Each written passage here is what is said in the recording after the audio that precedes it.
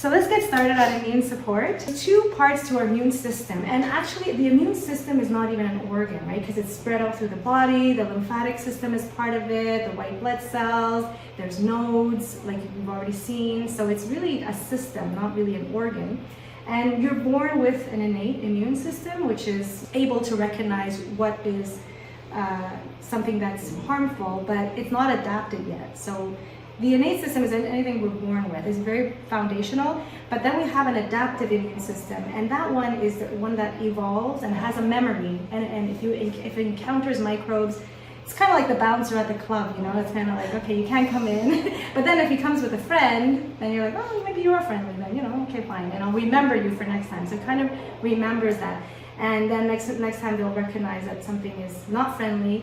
It could even notice the general type of bacteria that's not friendly. Once it knows that one is not friendly, they'll kind of be on guard for other types. And that's why some people do have allergies, because if they have a leaky gut and somehow even a friendly, you know, like a friendly bacteria or something goes through, it could recognize it as unfriendly. So if there's a protein that goes through, it will say, well, it's not supposed to be here. And so in the future, if they consume that particular protein, like a nut, then it'll start to attack, even though it really wouldn't cause harm on the body, but it's like, you know, it could mimic something that's harmful.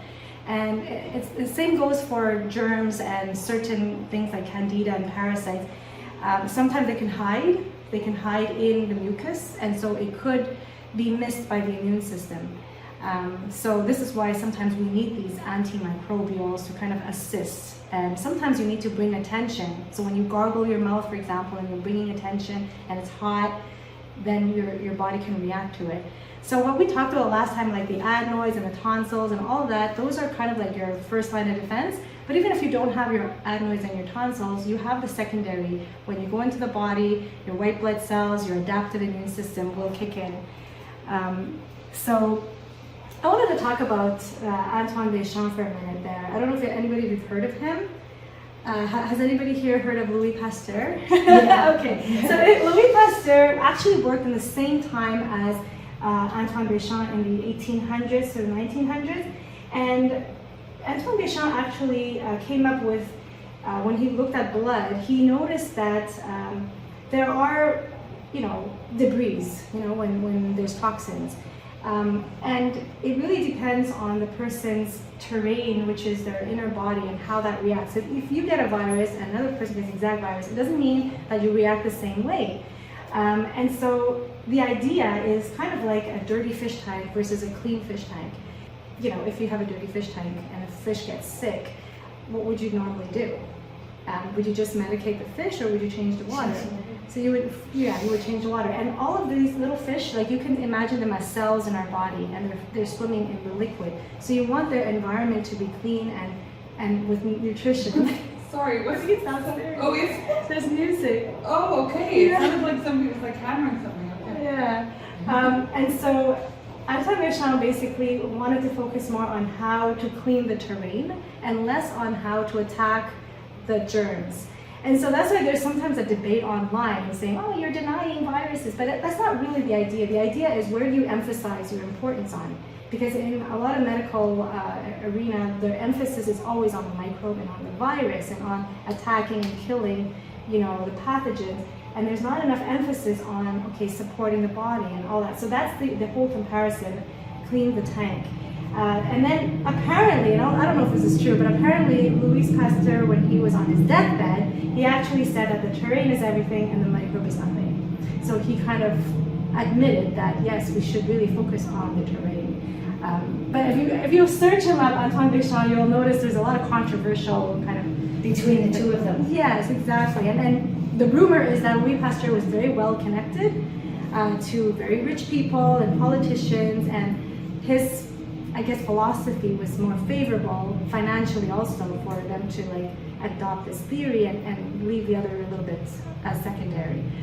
But anyway, so the word Béchamp, I really liked it because it kind of made me think of being the champion of your health. So that's why I called my practice Be Champ Health. That's really the reason for it. Oh, really? Yes, actually it was my husband's idea first. And we actually bought this book, and it's hard to read though. It talks about his research and all that. But yeah, so B12 Health is kind of based on that philosophy that I we thought need it was to. B champ. It is, yeah, it's a pun on the That's good. Yeah. That's cool. So the immune system, white blood cells circulate through your lymphatic system, also in the blood supply, and when it's constantly looking for pathogens, and then when they find it, they will send the signals to destroy it. There's many ways that the body can destroy pathogens. Like you can use enzymes to break it apart. They could engulf it with acids. I mean, there's so many things. It's really cool if you can think of like all these methods. And they all exist in different parts of the body. So in your adenoids, in the bone marrow, is where it's made. The lymph nodes, they also store white blood cells too. Lymphatic vessels, all the channels to the body. There's something called the Peyer's patches. They're patches that are all along our intestines. So when there's parasites and all that, you could actually extract it through the lymph nodes around the intestines. The spleen, which is not much talked about really, you don't really feel it, but that also is part of the immune system, and it also creates white blood cells. And the thymus, those are the lobes up here. That's why when you do tapping to activate it, you can do that sometimes just to activate your thymus and bring some circulation up there. And then there's the tonsils. So those are areas where the white blood cells are stored, and so those are areas where it could react to pathogens. So in a holistic way, if you were to look at how to support someone holistically, we have to talk about these 5 elements, which is your emotions, because when you're stressed out, that can impact the immune system. Your diet, any supplements, and when I say supplements, it's also kind of part of the diet, but it could be teas and oils and things that you want to add to the diet. And then exercise, of course, mobility, and sleep and relaxation. Body temperature? Yeah, the body temperature makes a big difference too, because if you keep your body temperature high, like taking hot baths, going to a sauna, it can activate the immune response and make it faster. They've actually done a mouse study where they increased the temperature in one group by 2 degrees, and they created more T cells and lymphocytes in that group. So you could actually have a stronger immune system. So wearing socks in the house, keeping your blankets and all that, making sure that you're warm at night and all of that, because it does take a lot of work. There's 2 areas where your body actually works really hard to maintain. One is the digestive system. It uses up a lot of energy for digestion, and the other is maintaining your body temperature. So if you want to assist your body when you have, feeling a little bit cold, the chills, you really want to immediately keep your body warm. That's a quick question about the immune. Mm-hmm. One we're born with, right? Yeah. And I forget the name of it. Yeah, the innate. The innate Yeah. is different people are born with different strengths of immunity. Yeah, they are. It's not just one size fits all. No, People are it's born not. With their innate being strong or weak. Yes, depending on the mother and the microbiome, the gut bacteria, that also makes a big difference. Of the mother. Yeah, from the mother to the child. Yeah. And like breastfeeding, I remember that they always Yes. said, breastfeed your child and give Yes, them. exactly. That will give them more. That will give them the adaptive from the mother. So whatever the mother had already adapted to could go through the breast milk. Yeah, that's why it's so important to It is. breastfeed. And I didn't know that. I didn't breastfeed my daughter that long, only for like 3 months. And even on the 3rd month, it was like half formula, half milk, because I had a lot of trouble. I had like ducts that were blocked. I had like bleeding nipples, and it was just, it was horrible. Yeah. It's It's not not easy easy. to breastfeed. Yeah, and it was so much pressure to do it. But if I had known the reason why, like I didn't know why, because I had formula too when I was younger. So I was like, no, I grew up fine, whatever, I didn't really take it seriously. But now I would have done things probably a little differently. So, yeah. Now they're recommending as long as 2 years. Yeah. Yeah. Imagine? I know, right? They're running around with teeth. So fight or flight. So basically there's 3 types of stress, I guess, or phases that the stress goes through the body. The first one is fight or flight response. So when you perceive an immediate threat, even if it's in your mind, so you perceive that you don't have enough to pay the bills, or you may have trouble with your spouse, or you just had an argument, or something to do with your boss, let's say, that will create more adrenaline going through your body, and it could deplete certain key vitamins, vitamin C, E, B complex. They're all involved in your adrenals to create more adrenaline and create that fight or flight response to get your body ready to run or to fight, right? So you need extra energy for that. So there's some depletion of minerals that will be used up from your reserves. So if you're chronically stressed, those are the key minerals to replenish. So the magnesium, the zinc, the potassium, vitamin C, and it's good to get a really good multivitamin, but I like the whole food one because I know it's from real food. But when you're in fight or flight, the main organ that suppresses your digestive system, because when you're running, you won't be eating, and so your digestive system is really shut down. So try not to eat when you're stressed, because then that's when you kind of start getting like bloating and all that. But after you pass the fight or flight, so once you know that you no longer have a threat, your body will try to rebalance itself. So all of this excess stress hormones running in your blood now, it has to somehow take it back, eliminate it, rebalance, right? And that's the resistance phase. That's the secondary phase. During that time, you could be a little bit forgetful, irritable. It's a bit of a transition for your body. And what helps you during that time is sometimes to take some adaptogens, like mushrooms. Those are good for your adrenals to kind of rebalance. So that's the resistance phase. I think I live in that zone. Yeah, many people do. Many people do. Because you're chronically feeling like you're trying to rebalance, and you know in your mind that you don't have to run away from anything, but your body is just reacting still. But then there's a third phase, which is the chronic stress, which is even more extreme, and that's the exhaustion phase. And some people might be on that side, but that's very much burnout zone, where people feel also hopeless, they have anxiety, and they're more vulnerable to getting sick. Like their body is very depleted because of this chronic stress. Because stress, like I said, will take away all these vitamins and minerals from your body. So if you're not replenishing and you're chronically stressed, you're gonna get very tired and, a feeling of hopelessness. So to counter that, try to have a plan. Do you guys have a plan in place? Like if you're stressed, what would you do? Because I work in a school, it's very stressful. Yeah. The environment, just Yeah. naturally. It's Right. not that it's like, I love what I do, but it's very hectic, and I find it's realized now, it may be overstimulating for me. Right. Like I've actually come to High, I'm always, my cortisol level is always so high, Right. and that caused a lot, I was always sick. Like going to work even sick, well not during COVID there, Yeah. Right. and like night and day. So anyway, what I used to do when I, cortisol level, I would always have to walk. So whether it be night, Yeah. after work, like I have a dog, so I walk my dog, but without that, I would go to bed like Frazzled. well, like not, now I have all these tools, the calm treatment or whatever, but Brushing yourself up. brushing, tapping. Okay, good. I'm glad I got you too. You're gonna go back to work? Yeah, I'm gonna try. I don't know to believe it's done, but maybe I'll try to be agile. Like Okay. I've done a lot of thinking, so there may be some changes in the future, because what's most important is health. Yes. Like at the end of the day, absolutely. and being there for your family, not always Yes. being stressed out. Yeah. So that Yeah, movement is really good to expel that to stress. expel, exactly. It Yeah. felt like it was expelling, Right. because I'd get home and I'd be like, okay. Yeah, But that's the really days I good. had something to do in the evening and I didn't, I'd go to bed so stressed. Yeah, everyone has their ways though. Some Yeah. people really do like to move. Some people Yeah. like to just unwind and and read or go to in a bath. Yeah. Because I remember I volunteered at this school. They had a field trip in Quebec City, and obviously I felt very responsible because you're responsible for the whole busload of kids and watching them. Everybody's like buddy system.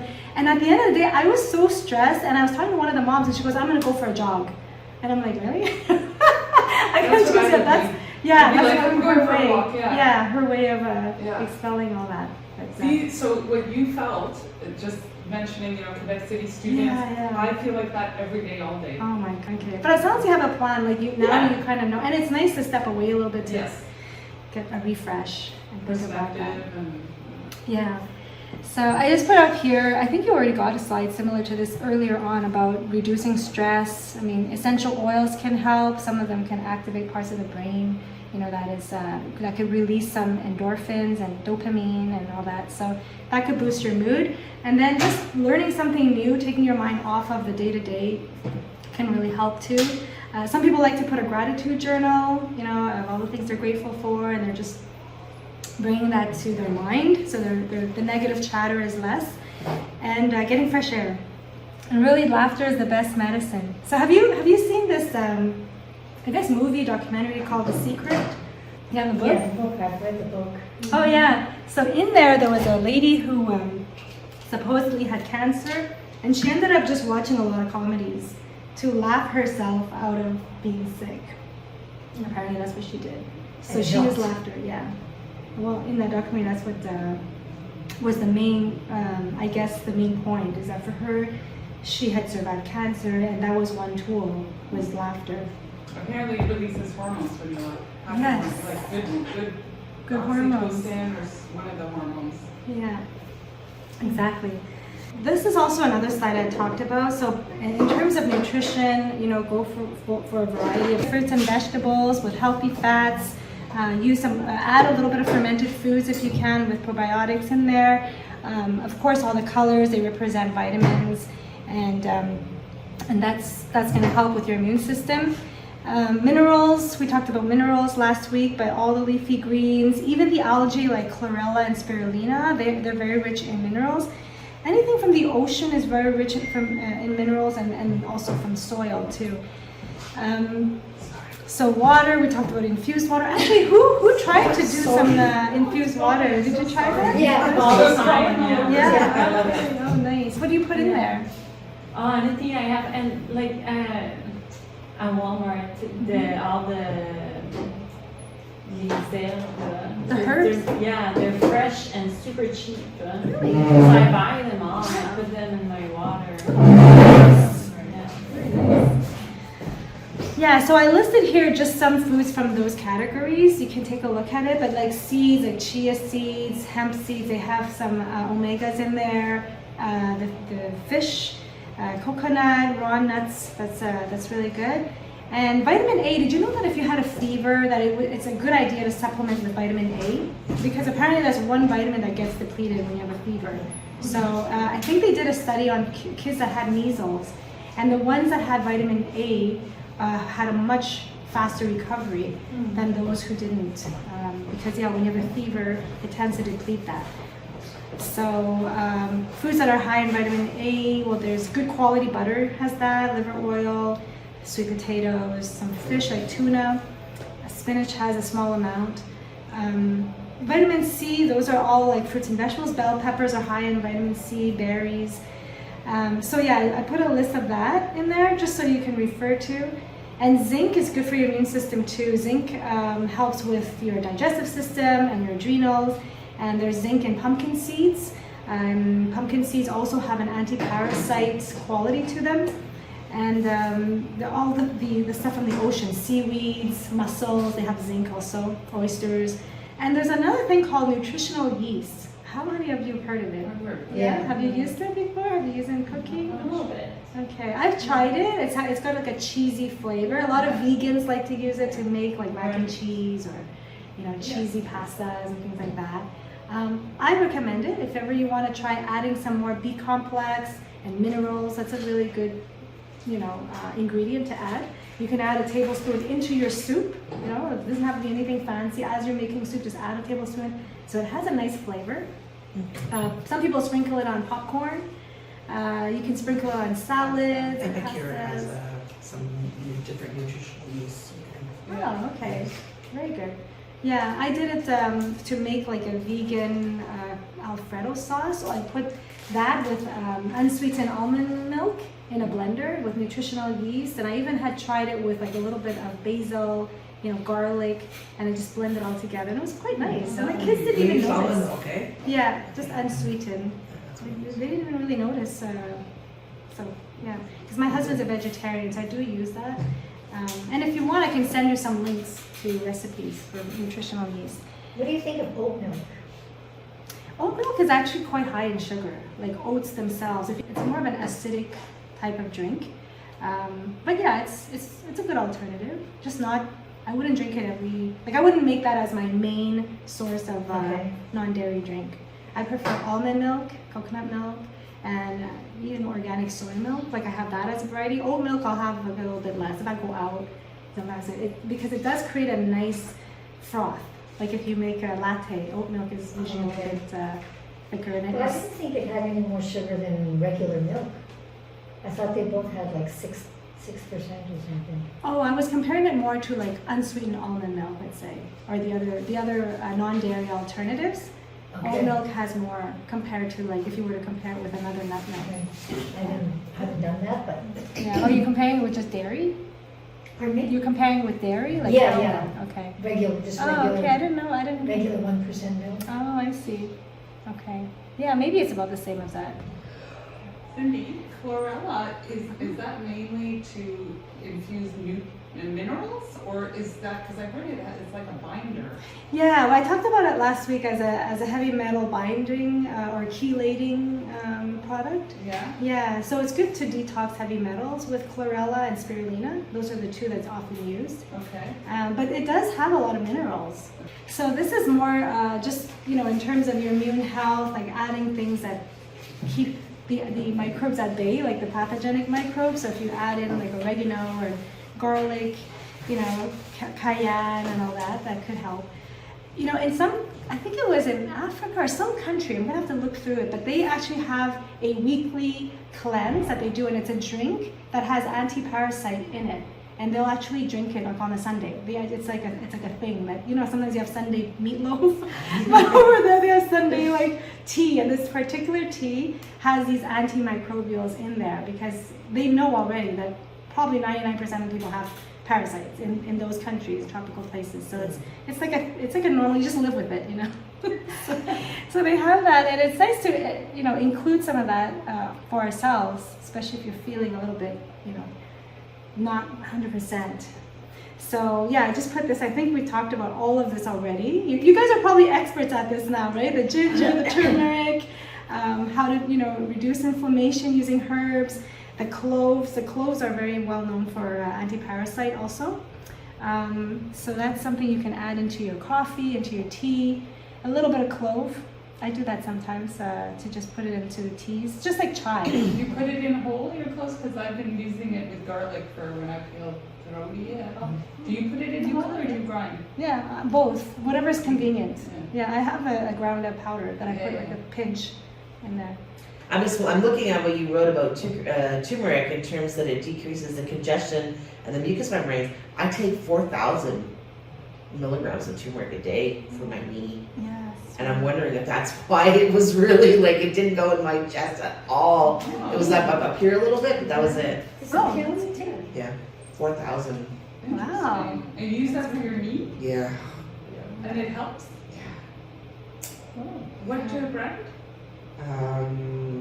I'll take a picture of it. Yeah, sure. I'll take a picture of it. 4,000, that would be good. It's a powerful one. It is a powerful Yeah, one. it is. With the black pepper. Right. Is it like, how many capsules do you take to One. reach 4,000? Really? One. 4,000? That's why I'm saying, it would be interesting to know Yeah. what gives you that one shot. Yeah, that would be Yeah, good. My husband I'll takes take a picture turmeric. for you. Cool. I bought it on Amazon.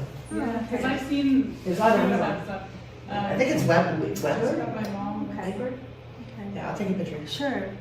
Yeah, so I'm just wondering if that helped that, because it was like, okay, I got a runny nose and Yeah, that was okay. Well, my whole family got sick, but I didn't get sick. My husband had it the worst, That's a good news. and then my RSV son. or I don't know what it is. It was just a cold. It was just like coughing. it's a And man cold, so of course he had it the worst. yeah, there you go. Of course There he you go. But I did. didn't have anything. I felt a little bit on my throat that one day, and then I just gargled, and I just did my usual thing, like add more vitamin C, quercetin. So, but I'm the only one who's taking Juice Plus with my son, so maybe that also makes a difference. Because I've been taking those capsules from Juice The Plus. ones that you mentioned there? Yeah, maybe that made a difference. I really don't know. And there is a saying that you cannot feel prevention. Sometimes you're like, I don't know if this works, but if you're not sick, it's hard to say. No, is it's it really true. bad? Because you don't feel how prevention is. Because you only feel when you get sick, and then you can take something to feel better. But if you're not sick for a long time, like I haven't been sick in ages. And I'm like, I don't really, yeah, exactly. It's really So I'm good. like, I don't know if this is all working. I guess it must be. Well, I mean, But- the information you give us already, the fact you have that in your head, Yeah. you're probably following it, you're not doing the opposite, Right. it really helps like Yeah. enormously. I think the best part is I know what to do. If I Exactly. feel something, I know what to do to course correct. That's it. Like And, I find the garlic, your thing about the garlic, cloves, oregano, yeah. a few times this season I've just felt, I don't know, something Yeah. and it's squashed it. So how did you use that? You made it So I into did a, just a tea. yeah. I did the oregano, 1 tablespoon, just Okay. regular, and then 5 cloves, Okay. just whole cloves, Yeah. and then garlic, 1 clove. Yeah. Boiled it for 5 minutes, Okay. Oh wow. and then sieved it, put it. Oh. Did you put any honey or just like that plain? Did I do what? But did you put any raw honey or anything, or you just No, drank it just plain? plain. Okay. I don't like that Yeah. stuff sweetened. I like Yeah. to feel the Yeah, me too. Me too. I like this that too. garlic like eating away at the bacteria. You can envision it. Yeah, the more it burns, the better. It really does. I think it's the garlic. I don't know. When you Well, oregano perceive too. something- Yeah, oregano it too, has and it's that the fresh burn. from the garden. It's just Oh, dry. wow. Right? Oh, that's I just good. dry it, but it's Yeah. still when I take it off the vine. Oh, yeah. But garlic Okay. too feels really powerful to me. Yes. When I eat that stuff, it's cleaning out like God. Yeah. When I was a teenager, I was a vegetarian for a little while, and anyway, I don't know why that's relevant, but we used to take a clove of garlic, so bite a clove, bite an apple, bite a cheese, and I never got sick, but I used to do a lot of aerobics too. And I used to have so much space around me because I was the garlic smell. Like, is that why? Is it like I got someone else coming near me or what? Oh, You my know? God. So what did you do again? You would A take bite a bite of garlic, a bite of apple, because it's hard to eat this raw garlic. Oh, apple, that's so cheese, interesting. garlic, apple cheese, just to neutralize Until it. you finish Till your you, garlic. till you finish the garlic, yeah. Oh, it interesting. purifies your blood. Yeah, And it's you straight, can like smell it's it. just, Well, I have my sister-in-law just eats it like that, a clove of garlic. She doesn't mind. Wow. So it must have a pretty strong. It kind Yeah, of burns, it's too doesn't different. it? nothing. So even for the but stomach, I guess it's not strong. too- She just chews it. She's like, Oh wow, Yeah. that's My amazing. mom- Yeah, immune supplements. I listed the key immune supplements in there. So zinc is something that's pretty hard on the stomach too. Don't take it on an empty stomach. You're gonna feel nauseous. Yeah, so yeah, take it in the middle of a meal. That's usually 30 to 50 milligrams a day. This actually, the only problem is if you take it long term, like over, let's say you take it for over 60 days. I think 90 days is probably the biggest stretch. If you take it every day, you could have like a copper deficiency. So you want to get, don't take it for, most people wouldn't take it for 90 days straight anyways, but it's something to remember. And sometimes you'll see zinc with copper in it, like as a bundle, just to make sure you don't deplete. And then there's, the key minerals, magnesium, selenium, iodine. Selenium it works well with vitamin E, if you want to take selenium. That's also good for your liver. Iodine is something that I take once in a while when I feel like I need a little bit of a boost. Is it okay to take B complex every day for stress? Like my son on the spectrum there, I have it in his pill pack. Yeah, Is it okay? Yeah, the only thing is the B12 might increase. That's the only thing, but I don't know how much B12 is in a complex. It's probably less than a typical B12 standalone. Yeah, I'm not sure. But yeah, it is okay. Because when you do a B12 blood test, that and vitamin D are things that can build up in your body. Okay. So B12 could be high if you keep taking it like a lot every day. But if you take a minimal, like I wouldn't know what the dosage is, but usually in a complex it's less than if it was B12 on its own. But maybe, I don't know if you're going to do a blood test soon, but you can check. Yeah, he hasn't had a blood test for a while. is that not a good thing? Well, if it's too high, they would tell you not to take it for a while, so it doesn't. But I know people that have high B12 and they don't notice anything. There's no perceivable issue. Anyone who's on metformin should take B12 because apparently that depletes your B12. And on antacids too. Anybody who's on an antacid or proton pump inhibitor to make your stomach less acidic, they also have a risk of low B12 because your stomach acid needs to be at a certain level for you to absorb the B12.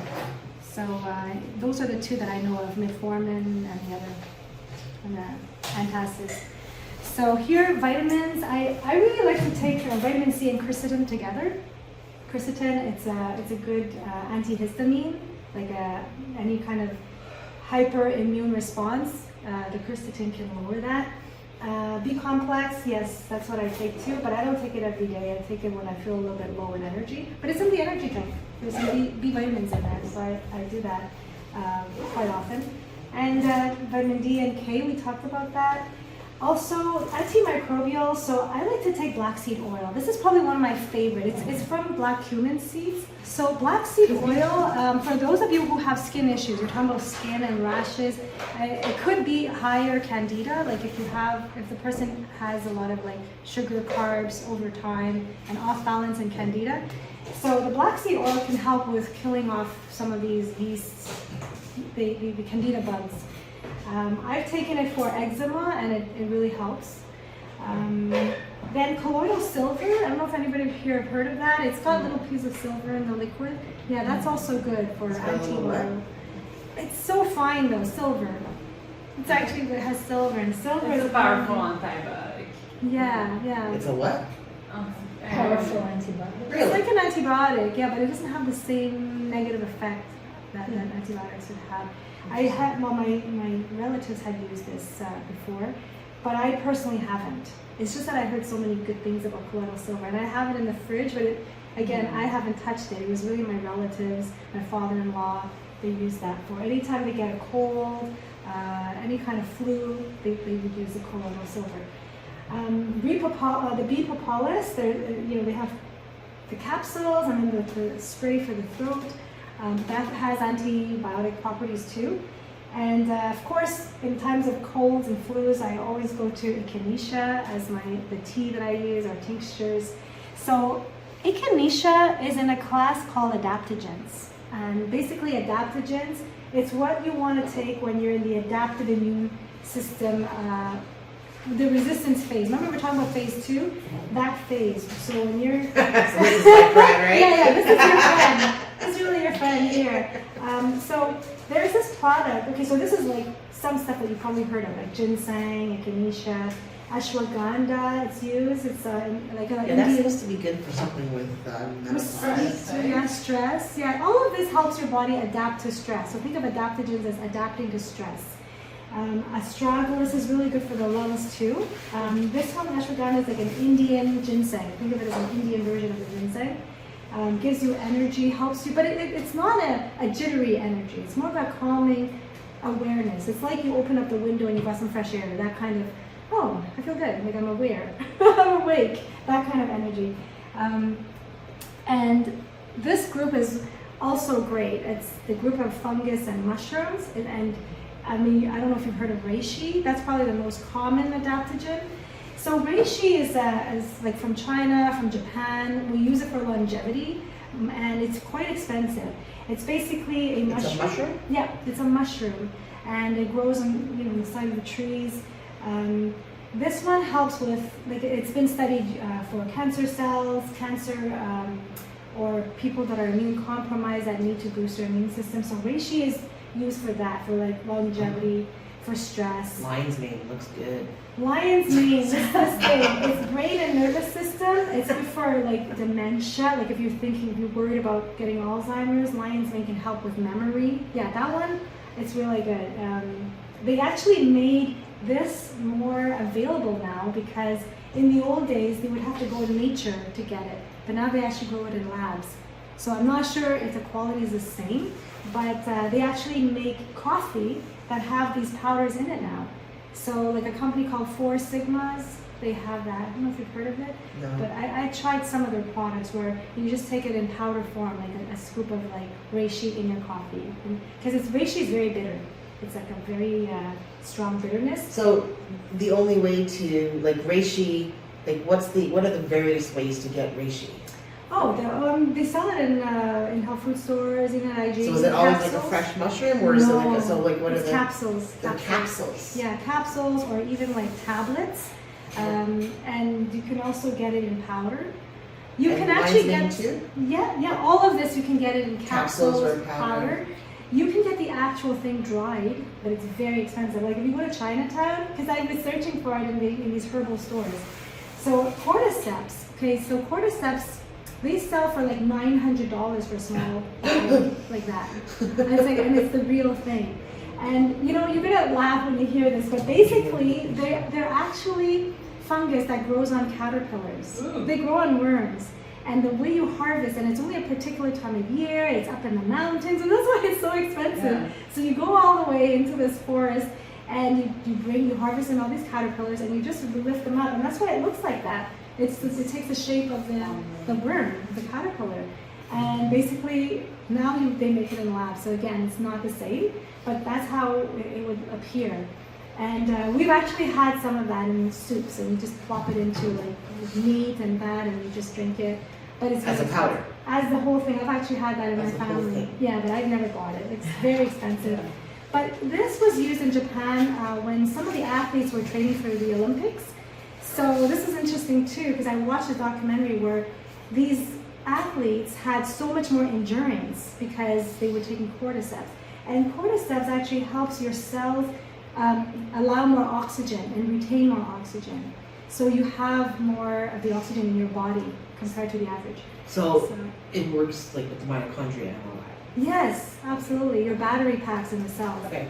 So cordyceps is really good for energy. And apparently they couldn't find they couldn't find steroids or any drug abuse in these athletes, but they were just curious why they were so outperforming the rest, and it was because they were on cordyceps. So my husband, after watching that, he got cordyceps and reishi, and he started taking that. And this was many years ago. He took it for about 2-3 weeks when he started to really notice a difference. And after that, he had no more joint pains, his digestive system was good. He used to have a lot of acid reflux, and that just kind of balanced everything. And so, but it is a bit pricey, but he got it from Hawaii. They made it in a lab. It was a company from Hawaii. And I don't even see that anymore. So I don't even know how to get that particular brand. So now all the brands that I've seen, you probably see them at Tao.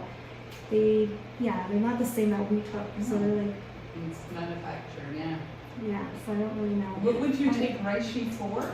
It is just Reishi for your immune health. immune health. Yeah, so some people who have cancer, they may want to take reishi just to, but not during chemo, like when they're done, then they take reishi.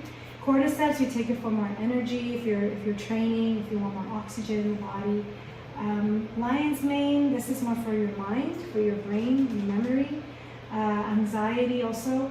Chaga is also very rich in antioxidants, and basically it helps the cells communicate with one another. So chaga, it is, if you're on like a diabetic medication or blood thinners, not to take chaga, but it's another one of those mushrooms that are high in antioxidants.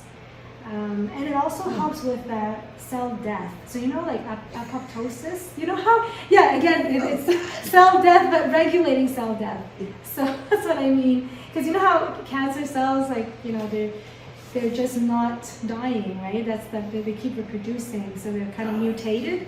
So this will regulate cell death. And we all need to have regulated, even if it's not cancer. Like your cells need to die and need to regenerate. So that's the aging process. If your cells are dying more than regenerating, then that's when you start to age, right? Your skin gets thicker, it's not regenerating. So the chaga is more renowned for that. And I'm almost done now. The last two is just exercise and sleep. And we've already covered this, how to raise your body temperature if you're going to a sauna. Yes. I'm stingy. I like to keep my house at 19 degrees. Like, put a damn sweater on, Yes. I know. I was telling everyone when that happened, when you guys talked about that the other class. And my husband's like, no. So am I doing bad to keep my temperature that way in my house?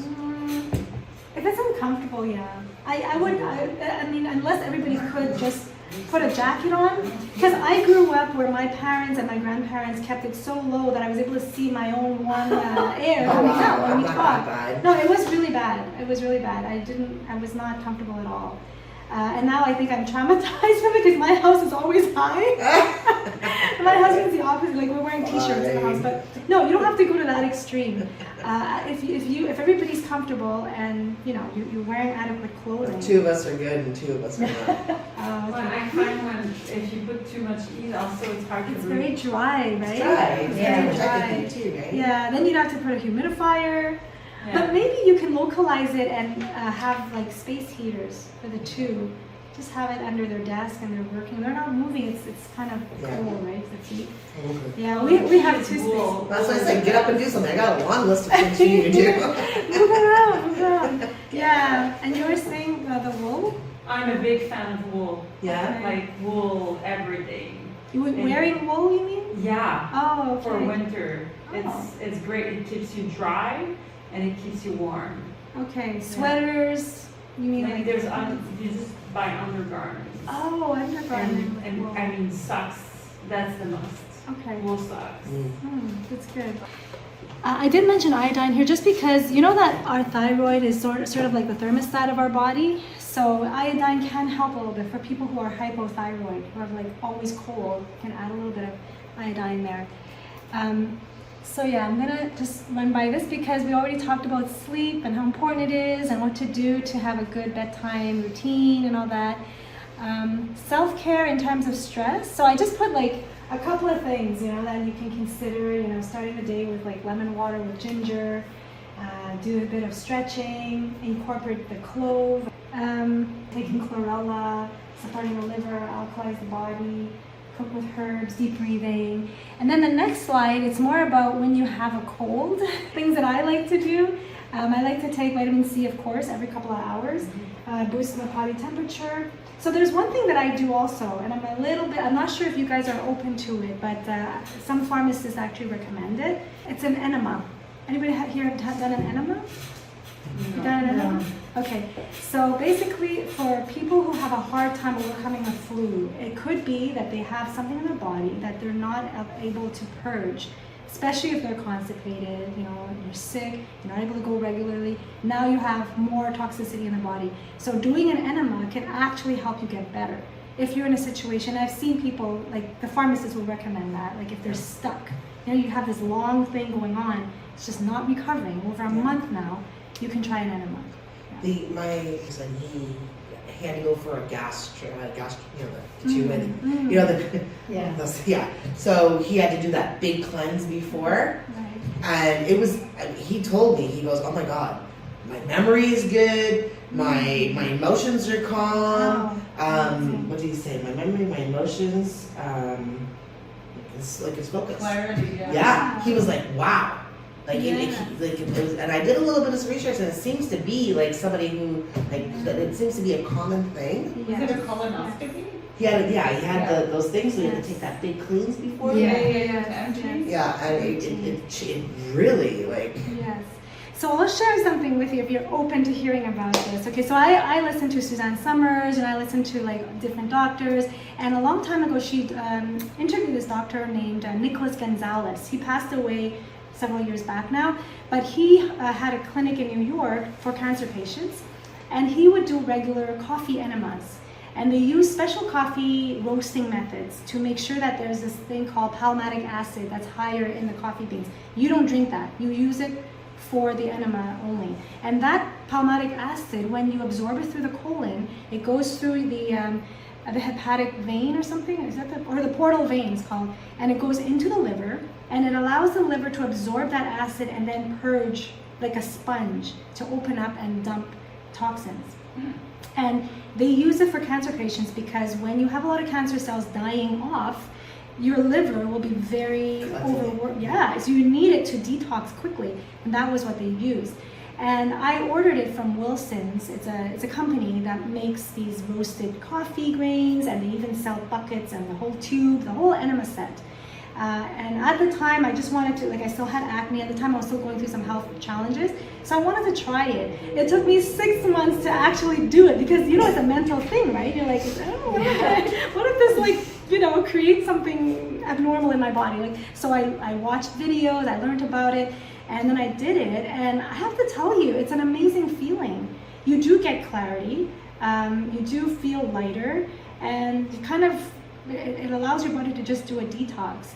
So, but it's important to take probiotics after, because if you do it often, you could lose like water, probiotics, and all that stuff. So it would be good to like replenish a bit. But there is this guy named Max Gerson. So he founded the Gerson therapy treatment. I don't know if you've heard of that, Gerson therapy. His daughter Charlotte ended up taking up his space and like continuing his mission, and she passed away too, but she lived till like 90 something. So basically the Gerson therapy is all about juicing with raw juices and coffee enemas and taking enzymes for your digestion, pancreatic enzymes for cancer rehabilitation and all that. So the Gerson therapy has been around for a long time, and they were saying that in World War II, coffee enemas were used for soldiers who were injured and couldn't go to the bathroom, couldn't detox, they were suffering. And it actually was in the Merck manuals for doctors. But then in the 70s, they removed it from the Merck manual. I don't know why they removed it, but it is a very good way to kind of purge if you need it. Like if I really need to feel good and things are not working, then I'll do an enema. And I've done it like after, let's say I go on vacation, or after a sushi meal that I'm like, oh my God, I don't want this stuff in me, it's not feeling good. So I would say on average I do it once a month, once every 2 months, something like that. And it's always the coffee enema? It's the coffee enema. And where do you get that? I could send you the link. It's called wilson.ca, I think, because it's special. The way they do it, it's a special roast.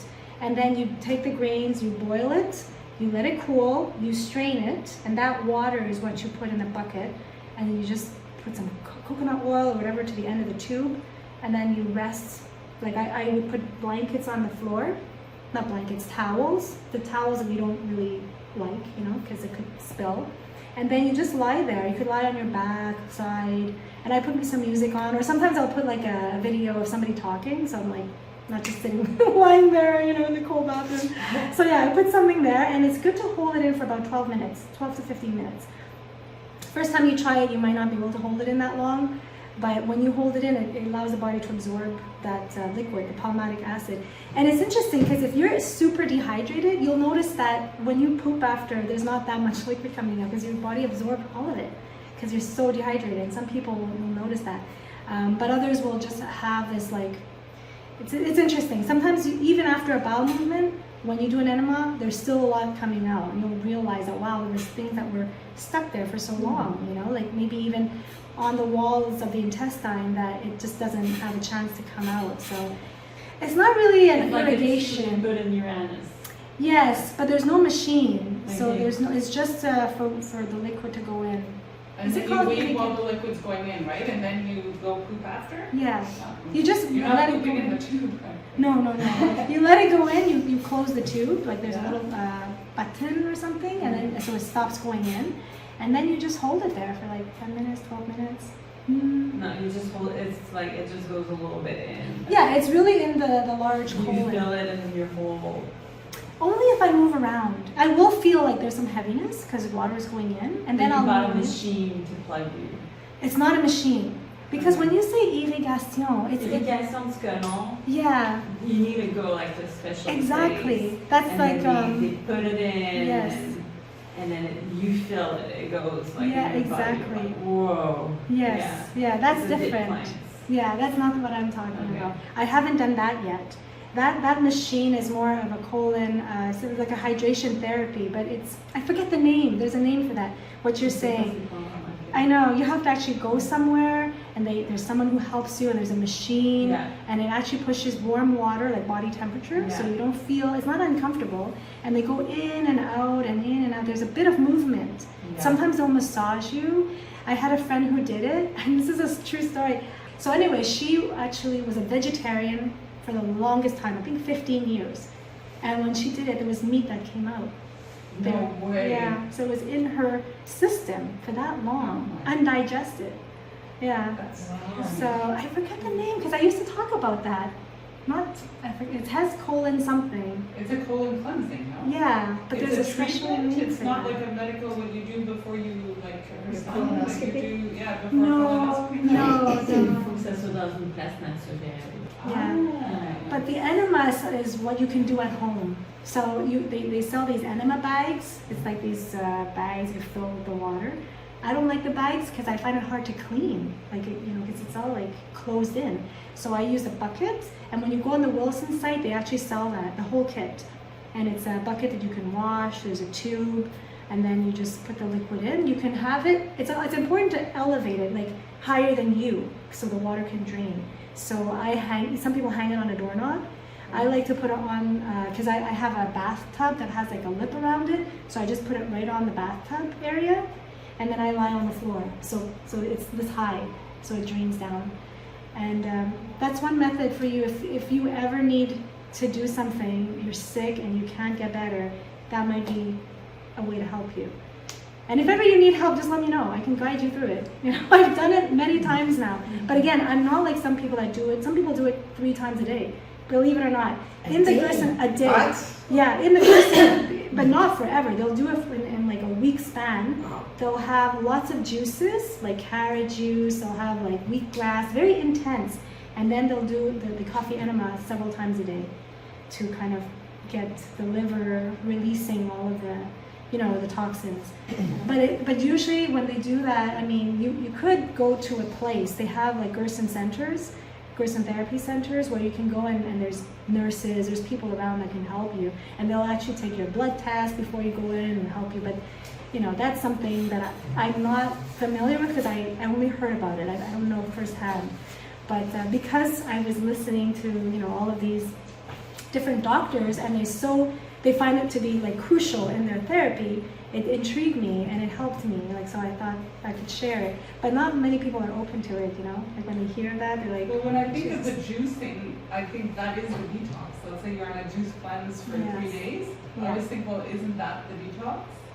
But then I guess the enema would further yes, it would further help. Release Yeah. what is not, can't be released just with the juice cleanse. Yeah, exactly.